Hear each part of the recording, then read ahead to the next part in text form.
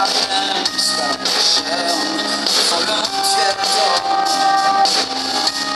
Patrzysz w świeże swych doświadczeń, widzisz krwawe modlitwy,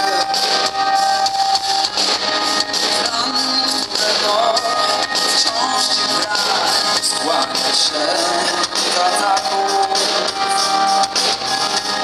łaskawym okiem.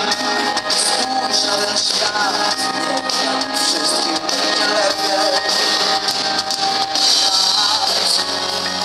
Nie leczy ran, to my w swych czynach uzdrawiamy nasze chore dusze, dzieci naszych lęków w Tobie wolnym zapominam. Szukam wciąż dobrych słów, kiedy kochani śpisz. Staram się być kim chcesz, zanim opadnę z sił.